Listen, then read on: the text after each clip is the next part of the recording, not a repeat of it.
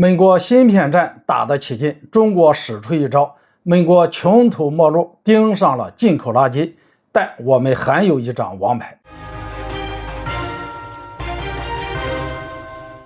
大家好，我是肖一华。前不久，美国方面接连放出消息，称要加大对华芯片限制。对于美国这种招数，我们已经是司空见惯了，也一再提醒和警告他们不要做这种搬起石头砸自己脚的事情。但是美国呢，对我们的好心劝告却充耳不闻。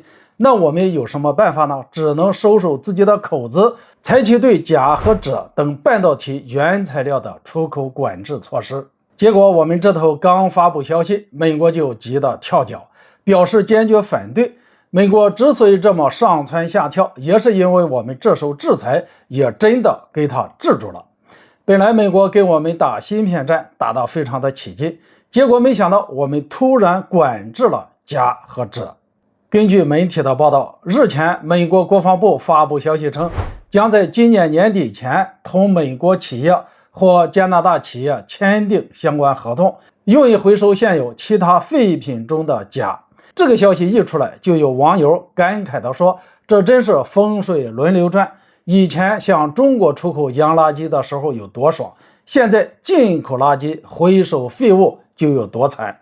不过看起来好像确实是美国拿出的下策，颇有点卖惨的意思了。事实上，在收破烂之前，美国也不是没有想别的法子。比如说，在我们发布出口管制公告之初，美国在坚决反对之余，他就表示他们会寻找替代的供应。随后，美国国防部发言人说，他们正在积极采取措施，将会增加对包括钾和锗在内的关键原材料的开采和加工。但我们都知道，就当前形势来说，替代供应压根就不存在。除了中国以外，俄乌日韩4个国家，前2个在打着仗，乌克兰境内的原材料产地也在俄罗斯手下把着。